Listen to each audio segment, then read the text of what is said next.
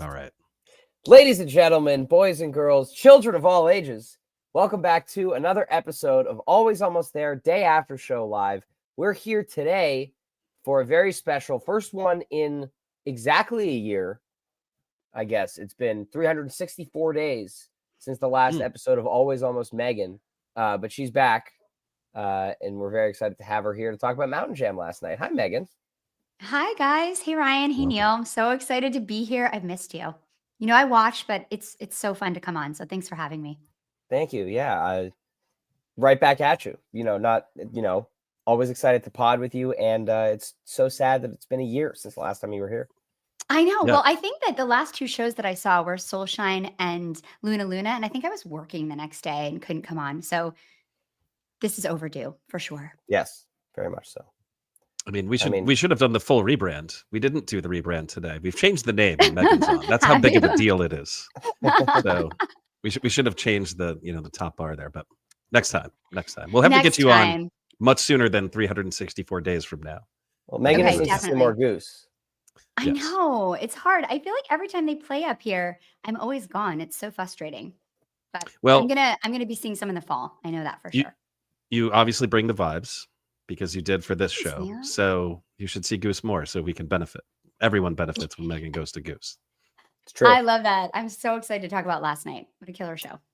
I mean, yeah, this is like, Neil, I said this is instinctively, this is top two of the tour for me. It's either this or Fiddler's Night 1 is my favorite show of the tour.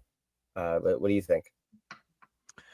Megan, you first. What is your overall opinion about the show? Sorry, I was asking Neil first, just in terms of that, because Megan, I know you haven't been analyzing every note of the tour. Like okay, all right. Yeah, well, I'll answer that context. Yeah, man. I think zoomed out, this show is excellent front to back.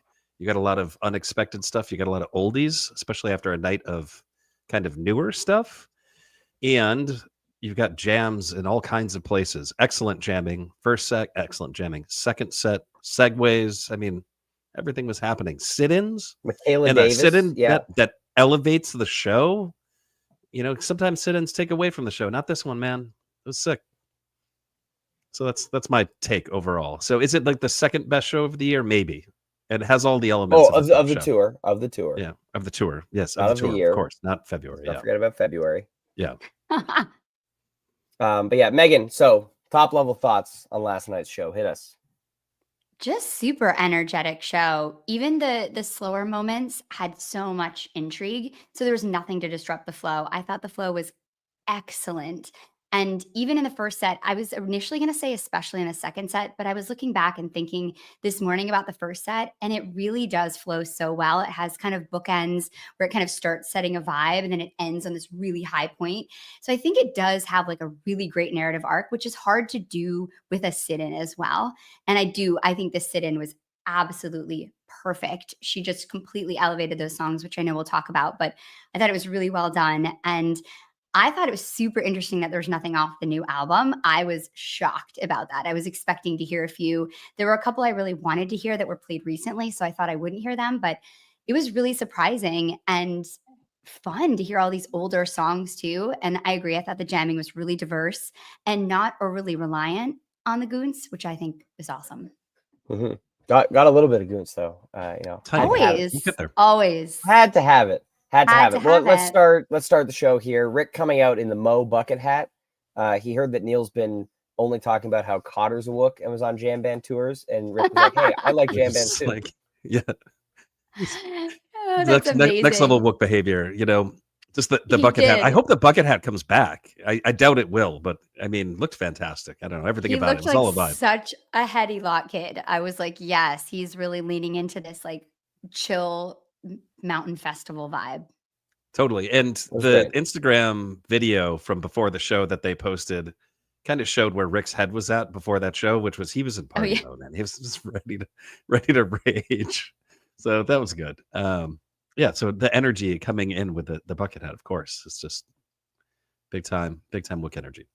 Big time Wook energy. Yes. Yeah, so we start off the show, Killing Moon, Yeti, Jive 1, Interlude Lists, Jive 1. I feel like we haven't seen that a lot lately.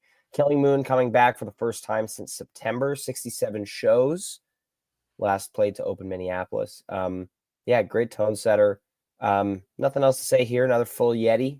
Good Jive 1. Megan, what are your thoughts on the first 3 songs here?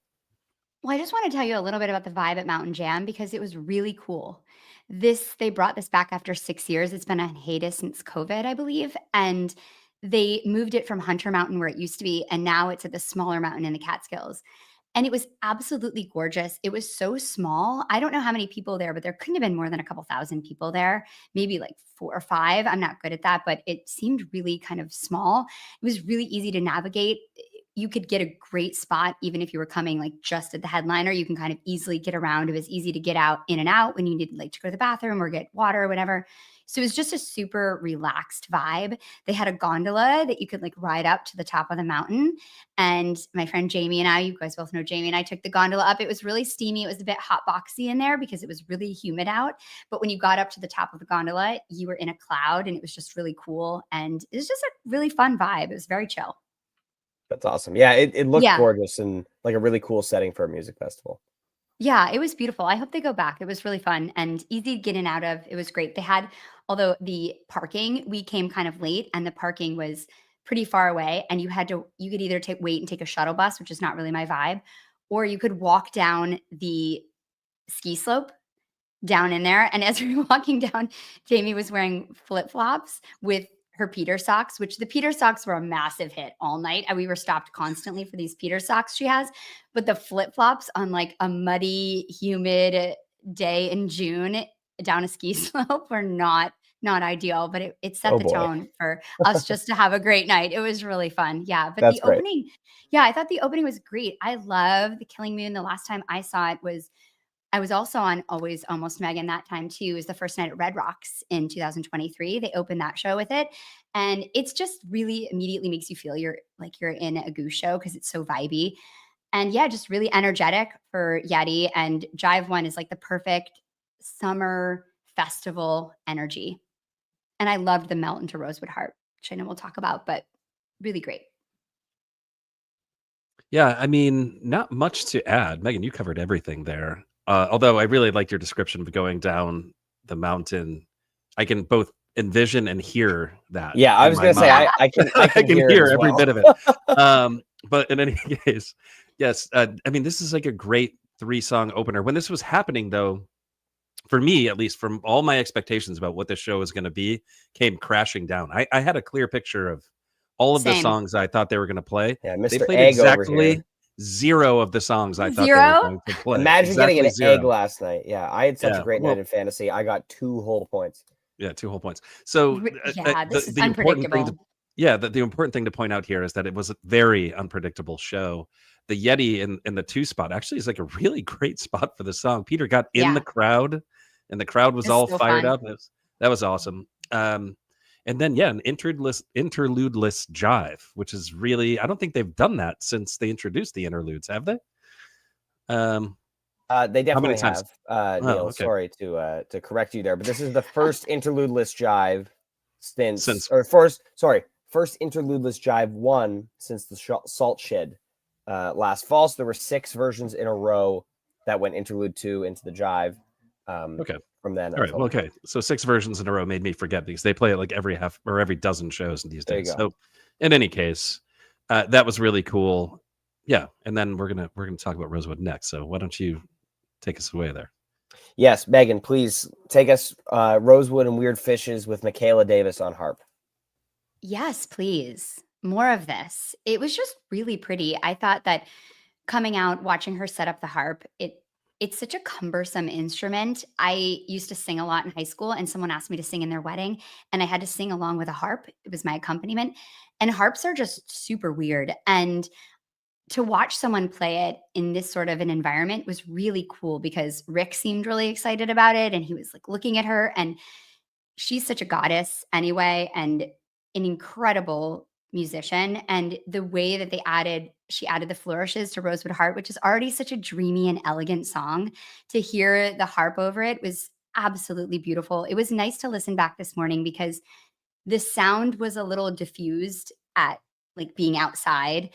And so it was really nice to hear it. You can hear it really well when you're listening back to the recording. I just thought it sounded incredible. And Weird Fishes is such an awesome song. And the intro, the way that they play it is really rich and syrupy. And I love that kind of Goose. It's like warm 80s radio vibes. And I always want more of that. It sounded incredible. Yeah. I mean, the two things I want to say about this before you take it away, Ryan. The Rosewood Heart was really interesting. She had a little amp trouble, Michaela Davis, when it started. She seemed like kind of vexed by that, but then took her a minute. And then once she kind of caught her groove, you're right, Megan, the accents that she was providing, the flourishes fit so perfectly in Rosewood. They couldn't have scripted it. They must have said at some point, oh, we really need to have her on the stage to do Rosewood at some point, because she'd absolutely crush it. Like, fit just like a glove. And actually, both songs that they picked were great. And this Rosewood is nice. It's like got a nice like type 1 blazing Rosewood section. And she, by that point, was fully settled in, comfortable, and doing all of the right things. So, sit-ins can be so weird sometimes, especially in a big jam. It's like an extra instrument. It's an extra kind of like lead instrument, and it can be awkward because you can't really find your spot. Not the case here. It all sounded amazing. And then they do Weird Fishes, which is an even better fit for her. Yeah. Because there's a missing element in Goose's version of Weird Fishes. So the Radiohead version has 3 guitar parts. It is meant to be played by 3 guitars. Oh. And so like the sound has always been almost not right every time they have played it forever. And I've been saying for a while now, they really just... Every single time they play it, you talk about this. I do talk about this. And I was like, you just need somebody to show up and do the 3rd guitar part. It would be so sick. And I never imagined this. And this is exactly what I was looking for. And she does that part so well. It's perfect. And then when they kind of jam it a little bit, she just completely finds her space. And the whole thing is incredible. This is the best version of that song that they've ever done. And I don't think they can top it till they can get another musician of her quality to come in and do that part. Yeah, I mean, not a ton to add here. I'll just say, like, yeah, it was nice going back this morning and listening. She was a lot clearer on the soundboards than she was on the stream last night.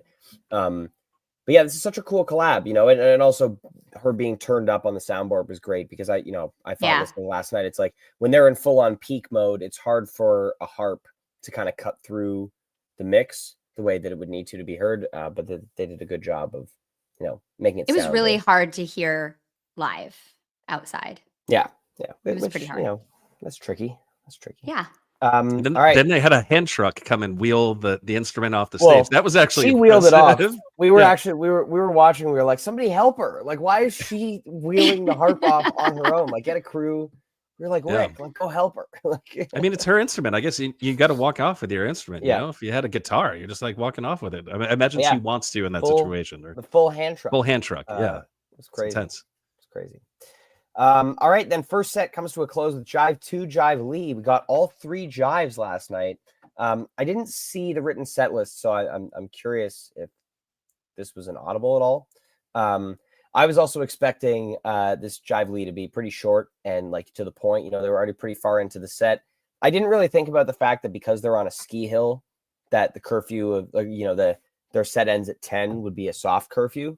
Which makes a lot of sense. At All Good Now last weekend, for example, that's an actual concert venue that, has a curfew at 11. So the band couldn't go past it. But I guess here on the mountain on a Sunday night, they were able to go past. So taking 15 minutes for this Jive Lee here didn't negatively impact the second set, which, I was a little worried about. But wow, this Lee is amazing.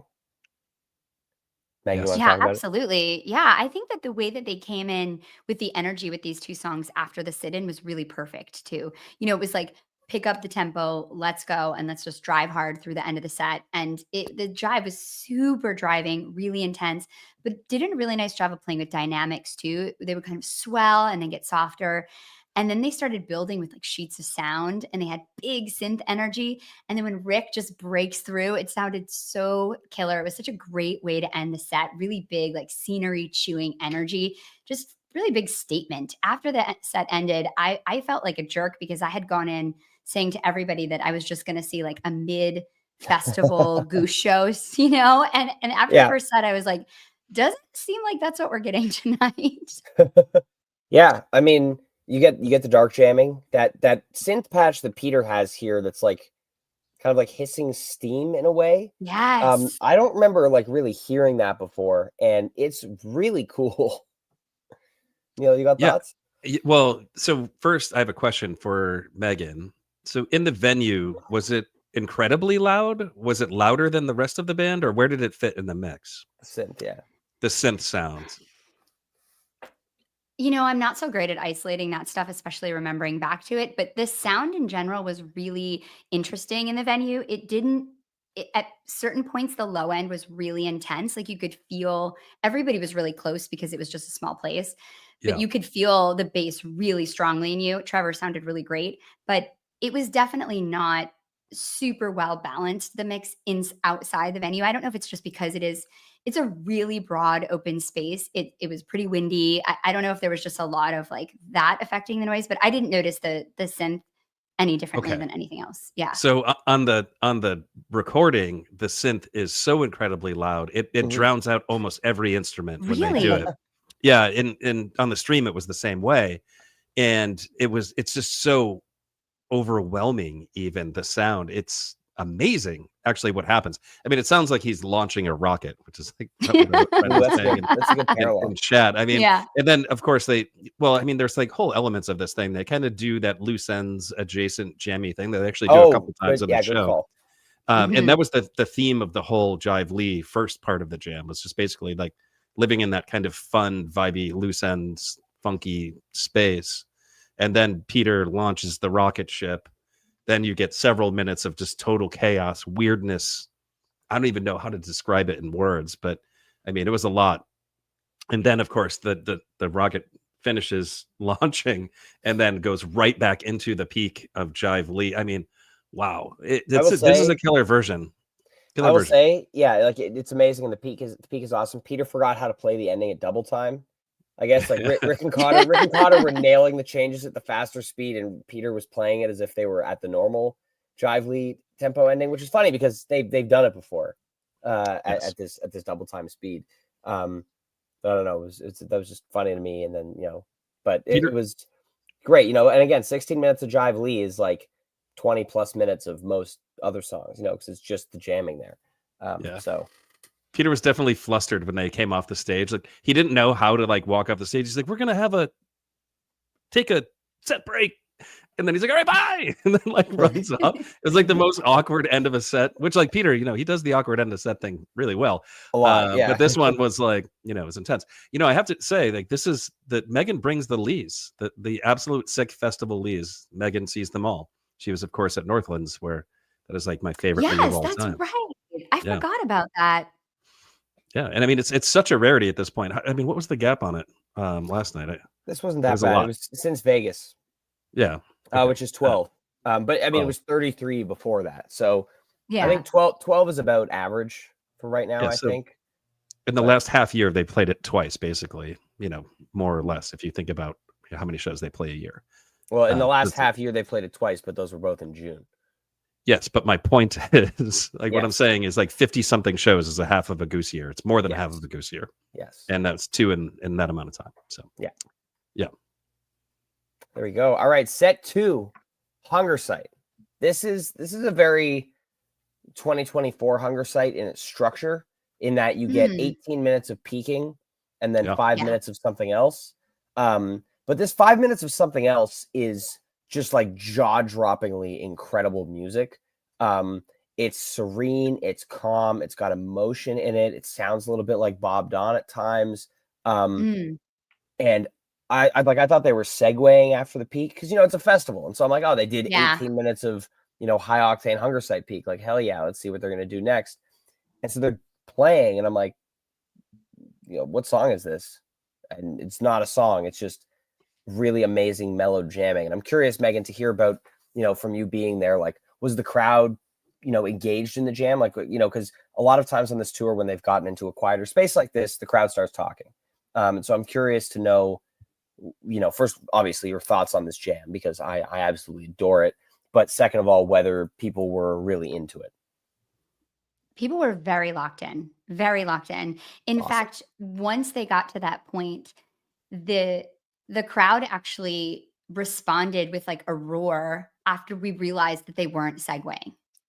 It That's was awesome. really cool. Yeah, I think the jam was interesting because it kind of starts off in that, Garcia like noodling place it's really pretty and effortless. But then they all unified to this like playful march or kind of that had this really slow organic build. It was so organic. And I love how I was looking over at Peter and Cotter. And, when Peter plays certain keys, they're staring right at each other because Mhm. Cotter is facing that way. And they just seem totally in lockstep. They just seem to be really like with each other. And Peter kind of plays the piano rhythmically sometimes. And so I could see them just like really connecting, which was really cool. Cotter is just, he's so on top of the tempo. And I was really paying attention to it because a build like that only works when the drummer is got it right in the palm of his hand, and it was Yeah. just awesome to watch. And incredible peak, Getty just doing his incredible things with all the lights and the strips on the bottom and the strips on the top now, and how they're all waving in different ways. He's so innovative. But the post peak moment was really tremendous because it did get really quiet and it did settle down. I also thought it was a segue, and when the crowd realized it wasn't, everyone went wild. And then we just all got to sit in this beautiful place. It was definitely my favorite part of the jam, one of my favorite parts of the night. It was really, really pretty and nice to see them just kind of float there. Agreed.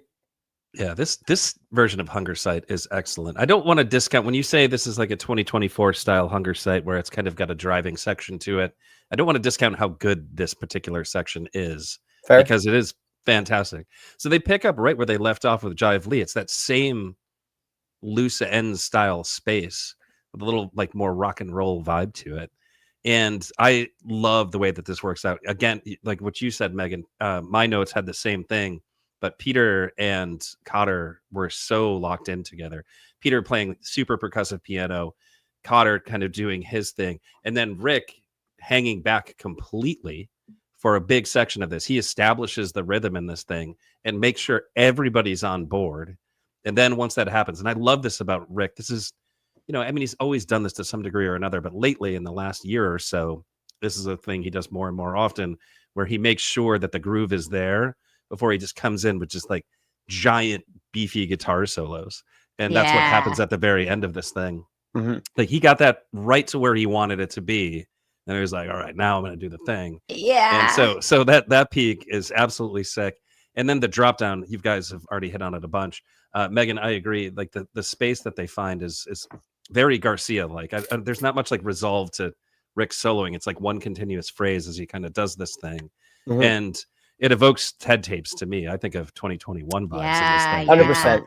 100%. Definitely. And so I imagine a little bit of that cheer is people asking themselves like, we hearing some kind of Ted tapes thing right now? And that anytime they find that space, it's amazing. It's a space they found often in 2021, not so often It's anymore. like Manu vibes. I was thinking like Dragonfly for a minute, and I was going to be really upset if they'd played it. Yeah, and then so the other thing I want to point out is like Rick's tone in this is I mean, just the perfect combination of delay and whatever else he had going on. There's like a little bit of screechiness to it, but it was kind of filled space in a way, and it all just sounded so amazing. This is a really neat 4 minutes of music, and if they played this for like 10 and found a way to vary it, it would have been. I wouldn't have stopped talking about it today. But this is cool stuff. This is a really good Hunger Site. Really, really. Well, I also wonder if they're starting to think about MSG. And, I was just thinking a lot about what it's like to be on tour leading up to your first headlining show at MSG. And I was, of course, thinking about Fish in 94 and thinking a lot about what they want to present when they go to MSG and what they want that show to be and where they're at right now musically. And I just kept thinking that, that room, the way that it encapsulates sound is so special. And I'm really excited to hear them hopefully drop into some of these quieter spaces there because it's going to sound absolutely amazing. I think when they played at Soulshine, they filled the room, no doubt, with energy, and just their sound was incredible in that room. And I'm really excited to see how they decide to use it next week. I just was thinking about that a lot because, you know, they've been on summer tour and they're playing festivals and outside, and it's so different to go into MSG, and there's just so much weight with that. And it's just exciting to think about what they're going to do and what they're thinking about. But I wonder if this show is a little bit of, you know, it was kind of a little bit of a nod back. It felt like it didn't feel like the promote the new songs on tour. Like my parents just saw them in Wilmington. I know you were there too, Ryan. And, you know, my dad recognized a bunch of the songs because he'd been listening to the album, and that's not what they did last night. And I wonder what their decision about MSG will be with that. Yeah. Maybe that's because they're going to play pretty much the whole album tonight at Racket. I don't know, but right. Neil and I were talking about this yesterday, and we think that there's a full reset on the songbook and song rotation for the 3 shows next weekend.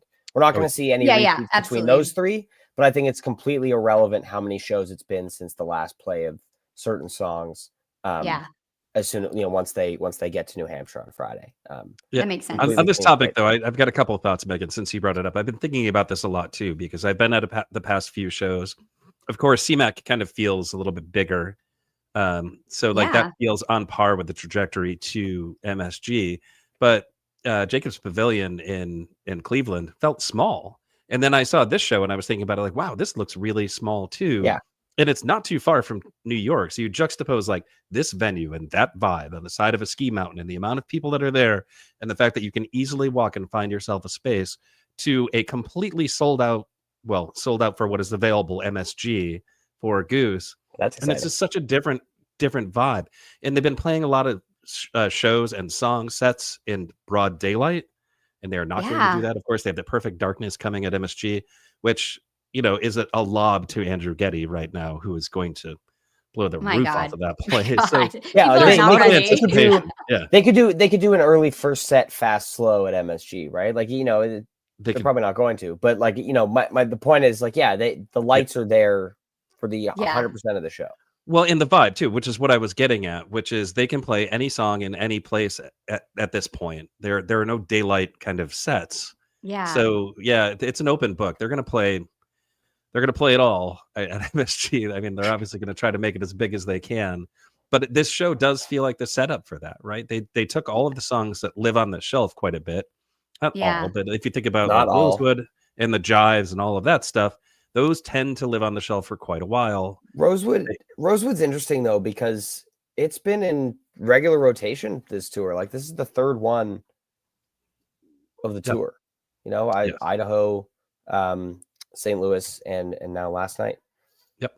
And well, I think this one doesn't happen last night unless they were like having Kayla Davis up. They're setting some things up. Right. Yeah. Okay. Well, I have a question. I have one more question about this. Yes.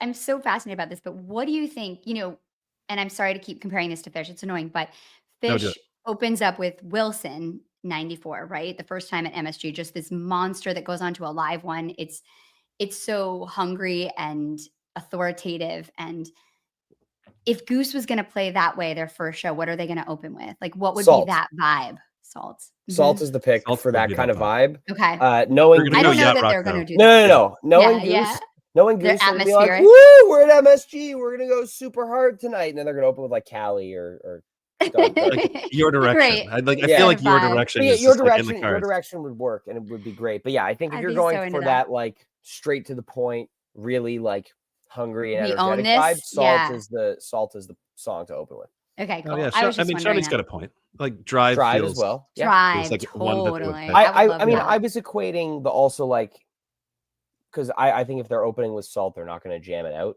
So like a shorter one, energetic, like Drive, yes. You know, they could also make a statement opening with Big Modern. They could also make a statement opening with, I don't know, I'm at Thatch. You know, like, but I'm thinking in terms of like a shorter punch opener. Or I mean, like an actual punch, not a punch opener. Yes, we understand what you're saying. And I think Salt would be the play there. Or they could open with punch, and that would be sick too. But I'd be cool with that. I would be down. I don't see that happening. Not at all. If there's going to be a punch opener happening this week, it should be tomorrow night in Pittsburgh. Sure. Hint, Fish. If you're watching this Goose podcast, you should. Trey do that. loves it. Yeah. But back to last night's show. Echo, Blood Buzz, Echo. Another fantastic segment here. Megan, talk to us. Well, if you're going to be at a show with me, you're going to see Echo of a Rose because I see everyone, which I'm not complaining about. It's one of my favorite Goose songs of all time. It is one of the best lyrical representations of that moment when you're just totally taken with someone and they've just captivated you. I think Rick says it so perfectly. But this was a fun version, really nice build, and a great segue into Blood Buzz, which Jamie and I were wanting all afternoon. We were talking about wanting Blood Buzz. It's one of my favorite covers, and I was been chasing it. And to hear them, it kind of creep out of Echo like that was absolutely perfect. I know that they track it on Bandcamp, at least back into Echo right away, but at the show, I thought it was an 18-minute Blood Buzz jam. So do we. So Yeah. you did too? Okay. So Yeah. I mean, they probably did that for some sort of licensing thing, but I'm going to say that it was an 18-minute Blood Buzz and it was pretty sick. I think that halfway through it starts to kind of go off the rails and gets really, really, really fast and super rhythmic and percussive and just absolutely kind of took over, which was really fun. Yeah, I think this is very similar to Fiddler's and the Psycho Killer Echo thing there in the way that they like quote unquote went back into Echo in that the first 7 seconds of the jam, you know, once they're out of Blood Buzz can reasonably be compared to Echo, but like they don't play anything that's discernibly Echo of a Rose. So and they did the exact same thing out of the Psycho Killer. And so I think it's being tracked like this partially for maybe royalty reasons, but also I guess the band intended that it was Echo. Which is unfortunate because having a Blood Buzz in the bracket would be pretty cool. I know. I was a little sad about that. Yeah. It's a shame. This segment is awesome. You know, you kind of get a standard Echo, then the segue. So I was doing the set list at this point. I never do the set list anymore because Ryan doesn't let me. You did fuck it up a couple of times, by the way. Wait, a couple? The Encores listed as set 3, and you forgot the fast version annotation for Echo, but otherwise you did pretty well. Oh, did I post it as set 3? Oops. Yeah, it's so easy to do that. In any case, as the segue was happening, I was like, I didn't trust. I was like, this is totally Blood Buzz, and I'm not going to commit to this until they fully get into Blood Buzz because I heard it early on. I mean, it's a solid minute to get into there, and they've been doing these slow burn segues a bunch over the past like few however many shows, and that's the thing that's actually really emblematic of this tour is these really melty segues that they're doing, and this one is just so good. And of course, Blood Buzz is awesome and probably perfect for the vibe there. It's just nice and chill. And then you kind of launch into this jam that is absolutely fantastic. I mean, I love everything about this thing. It's got, you know, just a bit of like Vasudo energy. Like all I could think of when I was listening to this was like, this sounds like a Vasudo song that they've never released. And that's, you know, that was the vibe because it's very piano heavy. And then Peter's kind of leading that percussive vibe in this thing.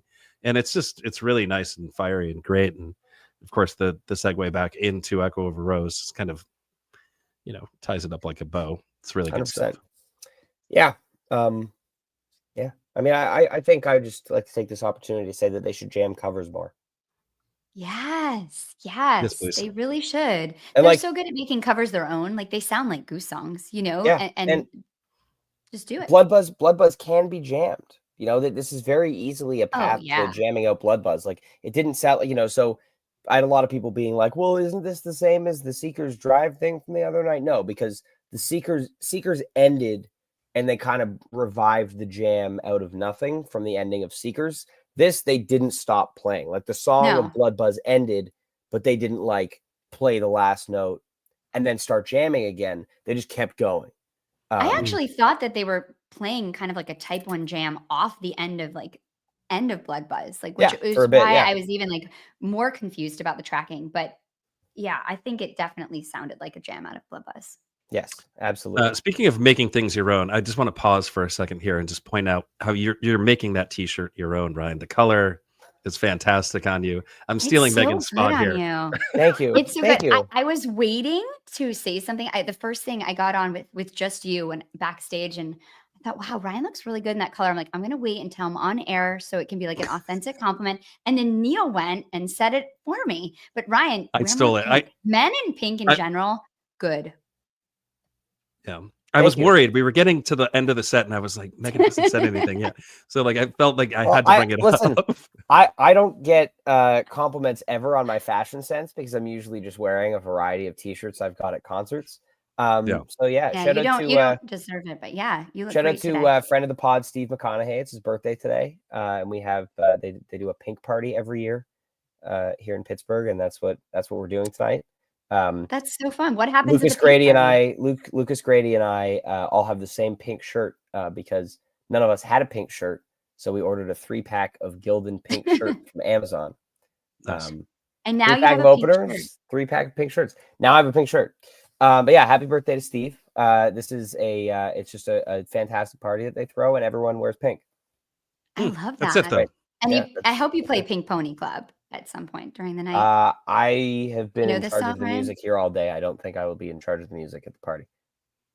That's probably a good idea. I understand the vibe over there. There's a lot of music being played there, a lot of jamming. There's a lot of people who play instruments at the Pink Party right now. Yes. Steve himself, I just actually want to take a moment since we're talking about Steve, has been posting pictures of this guitar that he's been building on Instagram. Go follow McConaughey_guitars. Yeah, you should go follow him on Instagram because that guy blew my mind. So this is the first guitar not the first guitar he's built, but I think the first of its kind that he's built. And I've been following it most of the way. And the finished product just kind of came out this week. And I cannot believe how good that guitar looks. I mean, it is. It's beautiful. It's nuts. It's nuts how good it looks. In any case, we should talk about the music. I've seen it in real life. It's incredible. Yeah. He's something else at woodworking. Big shout out. Friend of the pod, luthier Steve McConaughey. Yeah. and shout out to his daughter Matilda, who wanted a shout out today. She's the best. Don't touch her Barbie dream house or everybody dies. That's the rule. It seems fair. Yeah. I did touch it and we're all still alive. So we're doing great. Yeah. Back to the show. We're doing a podcast here about Goose. Hello. For people in the chat wondering, I know what Pink Pony Club is. I know it's a song by Chapel Roan. Chapel Roan. I don't think I've ever actually listened to it. It's a fantastic song. She's quite the singer. I don't think I'm going to listen to it. But back to the show. Wait, hold on. The Empress of Orgoon's Ryan doesn't listen to women and female artists. That's not fair, Megan. I listen to Michaela Davis play with Goose. Yes. Exactly. If they play with male jam bands, it's not my fault that I only listen to a handful of bands and the ones. It is entirely your fault. It is 100% your fault. Whose fault would it be? It is literally your fault. I don't know. I would listen to an all-female jam band if they were this good. If they were this good. All right, you are about to get murdered. So I'm going to get canceled. I'm sorry. Time out. That was a bad comment. We're live. Yay. Don't cancel me, please. So Jake can now use the just in case photo that they posted on Instagram. Oh, yes, that's good. Yeah, we took that for a reason. So Megan, just for context, I don't know if you've seen this, but there's a Polaroid of Ryan standing next to Jake Brownstein from Eggy, where Jake looks really disappointed. And then written on the bottom is just in case. And the reason why this exists is because Ryan will eventually say something that will get him in big trouble. So Jake wants to hold this up and say, like, well, see, I wasn't down. I'm so disappointed.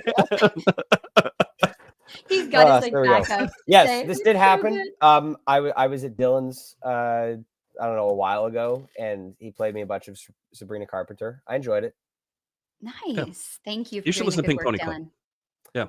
Well, I think I now have to listen to Pink Pony Club as penance for my comments. Which I will. Yeah. I apologize. So speaking of great females in music, the Empress of Organos. Here, how about that segue? Segue sucks. How about that segue? The Empress of Orgoonsnos comes back for the second version in a row. Oh, it's a thing, Neil. You can't stop annoying Goons related things really at this point. Yeah, it's the really whole Goons thing is. Well, I mean, today Cotter and Brownie were both sharing Instagram stories about the Goons. So can I take a moment to talk about the Goons? It was a big day for the Goons yesterday. It was a really big day for the Goons. People were incensed. People were inspired. People were blocking the pod. I can't believe I got Mark Brownstein, or I didn't, but I can't believe the internet got Mark Brownstein to repeat the word goons and then Cotter to repeat Mark repeating the word goons, because it's all the whole point of the goons is for it to be cringy. That's the joke. That's the bit entirely. And the fact that people are picking up on this is really, really hilarious. So, we've been running with it here at AAT for a while. When you unleash something as a joke, it takes on a life of its own. And this is your proof. Be careful what you release out there, people. Yeah. And so, people shouldn't get mad about the goons. The goons is just a joke. None of us mean it. And we're all going to forget about this in due time and move on. And the less we talk about it now, the faster we're going to move on from it. But it is a neat thing. Goose kind of keeps doing this thing, and it's awesome. Ryan, why don't you take us away? I interrupted you there, but I had to say my bit there.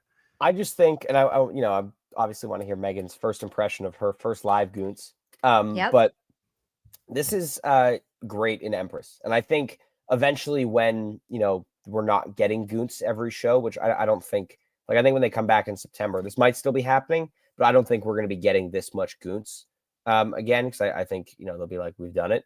I'm okay with it sticking around in Empress. I think Empress, beginning of this year, they didn't really know what they were going to do with it. You're always getting like 9 minutes of, Peter solo, Rick solo, maybe something else. Maybe it's just ripping for a very long time. And this is like, this has freshened the song up for me. And I'm happy that this is the second version in a row. And I'm sure if and when we see this song this weekend, it will be like this again. And I love that it's not just, any Goons. It's 2 guitar Goons. Peter's setting up all his loops and effects and things. Then he's strapping on the guitar and just ripping. Big fan. And the way that they bring it back to Empress is really great. Absolutely. This is really good stuff. Yep. Yeah. Yeah, this is a great version of this. I loved it. I think they kind of took off on a gallop out of the song, which really works. And it just had like a momentum underneath it the whole time. I really think they do an amazing job. There's this thing that in electronic music that you can do, which is kind of a shuddering and a dividing of the beats so that they start to feel like more stretched out.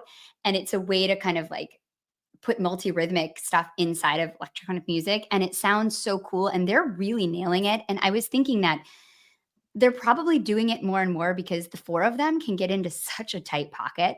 It is so tight, and it must feel so good to be in that and just ride it together. And I kept thinking that when I was watching them last night. I think after seeing them at Luna Luna, and they were so tight together, the 4 of them, they were really close together. And I feel like that energy of them being almost in a circle together, when Peter and Cotter are looking at each other, there's like this almost like circuit in between them that you can see this kind of energetic thing. And I think that really works with this kind of music. And I can see why they're doing it more. It sounds incredible. And then they get the EDM up to a point, and they nailed the drop. Like that is such an important part of playing electronic music, is you have to nail the drop. And they nailed the drop so hard last night. And then Rick just comes out soaring above it. And it is like really good. And the whole time I love it. I used to be into raves. I was like a raver girl in the late 90s, early 2000s. And this is definitely in my wheelhouse. So I think it's super fun. And I was super excited to see it. And I agree. I think with Empress, it makes it more energetic and fun. And this was an awesome way to end the second set. And we didn't know if they were coming back out for an encore because we didn't know it was past 10 o'clock. And I don't think they knew either, because when Peter came back out, he was like, they're going to let us do another one. And everybody cheered. And then they played Don't Do It, which is just the best. Yeah. Perfect covers in the show. Like, perfect. No, I turned off the stream after Empress. I thought it was done for sure. You did? Yeah. Yeah. He left. I mean, Fish started playing Tweezer, so I wasn't going back to listen to Don't. Yeah, your choice at that point was like a Don't Do It encore and Tweezer. Yeah. And Ryan was like, I'm out. And I was like, all right, I'll listen to it then. Yeah, that's tough. Fish was crushing last night too. Yes.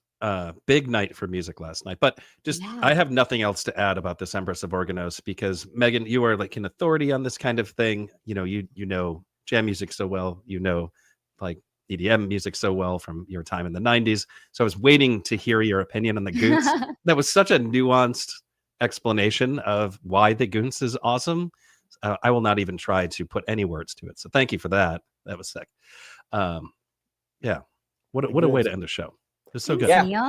Yeah. And speaking of all the great music last night, we had someone in the chat wondering, Osiris has turned into a bunch of Goose poop. Can we talk about good bands again sometime? A way better one played last night. Well, guess what? Megan already talked about that great band that played last night. I just came off a really great hour and 15-minute episode with Brian where we covered all 3 New Hampshire shows and we got deep into it and we talked about all of the killer jams from this weekend and we talked about what may be the best set of the year so far. So we just recorded HF Pod. It's wherever you want to get all your things. It's out. Yeah. That's very You should go listen to that. HF Pod is always amazing. Yeah, you should. If you like great music, and that great music being Fish, they're the best. There's best people. I can't talk. They're the best people around talking about it. Megan, do you want to talk about the other podcasts you guys are doing right now? Because you're not just talking about Fish. I know we're doing some really nerdy stuff. It's pretty fun. We're talking really about nerdy stuff. Really nerdy stuff. What? We're talking about books and we're talking about movies. Yes. So we are talking on Library Card about books that we're reading. We're talking about novels and we do a novel every kind of 3 weeks and in between because, the 3 of us, we just have to get on live and talk about the things we love. And so we're going on in between sometimes and talking about short stories, but mostly novels. And we put those out ahead of time so you can read along if you want. That's called Library Card. And then we are doing Library Card Presents Blockbuster Card. It's kind of hard to understand. It's a podcast within a podcast. So Inception. Think about that. Podcastception. It's really deep. Podcastception. Exactly. It's like this weird time warp you have to go through. But we're talking about movies. And so it's really fun. Brian and I are on Wednesday. We're going to be talking about an awesome Japanese movie from last year called Evil Does Not Exist. It's beautiful. If you haven't seen it, check it out and watch along with us. It's really fun. If you guys didn't know, Brian Brinkman somehow listens to every album that is ever released, every Fish show, every Goose show, every Eggy show, watches every movie that ever comes out, and also has a job and a family. And books. I don't know how many. And books. He's a completist, so he probably reads every book that comes out. I don't know how many hours are in his day or the last time he slept. But it's very impressive, and he has comprehensive lists and analysis on all of this. Yes, well, no, it's a little stressful for me. The Apple Notes. It's true. You get getting the Brian Brinkman edited. I know. I love it. 2025. I got one of those while we were recording just now. He updated his Eggy list. So, exciting. He's got Eggy opinions out there. Yeah, the day after 2 amazing shows. He's a very motivating friend. Motivating friend. Yeah. Well, on that topic, you all have motivated me. I'm definitely checking into Library Card. And now that the summer is here and I feel like I've got more time, I'm going to commit to reading more books. And Library Card is going to be my inspiration. Awesome. Usually I'm not inspired by the things that Brian Brinkman does because I'm just like, I can't do that, but I love the fact that you guys are potting about it. I'm definitely going to try to catch the groove and follow along. There we go. Awesome. Well, Megan, thank you so much for joining us today to talk about Mountain Jam and the several tangents that we went on, as we tend to do. This has been a very special episode of Always Almost Megan, and we hope that the next one, we know that the next one will not be a year. I look forward to having you back in the fall. Very excited. But thank you for joining us. It's always such a treat. Thank you so much for having me. I love being on Always Almost There. No problem. Tonight, Goose plays at a 600 capacity venue in New York City at Racket. Not really sure what to expect from this one. We've heard rumors of what the show might look like. We may or may not be live tomorrow, depending if there is a stream, depending on if there's anything to talk about. But Goose is playing, so there's probably something to talk about. If we don't see you tomorrow, I could not get a ticket either. If anyone has an extra for Megan, please let her know so she can attend the show tonight. But if we don't see you tomorrow to talk about tonight's show at Racket, we will see you next Saturday after the New Hampshire show, day of MSG. Neil and I will be driving into the city, pod time TBD based on that. But excited for final weekend of tour. It's going to be great. We are 5 days away from MSG. Goose, it's sold out. It's going to be amazing. I can't wait. But, Megan, thank you again so much for joining us. Oh, Jess is going to be running a Mixlr. That's very exciting. Yes, I saw that. Mm-hmm. Awesome. So we will obviously share their link that they have probably also shared. So look for that probably on the AAT and FemFlock socials. I'm in great shape today. Osiris great, podcast everybody. Everywhere right now. Osiris podcast everywhere. We just talked about 4 or 5 different Osiris podcasts just now. There we go. RJ, sign the checks. Let's go. There we go. All right, everybody, enjoy the rest of your Monday. Have a great week. We'll see you very soon. Thanks so much for tuning in to this episode of Always Almost Megan. We'll see you next time.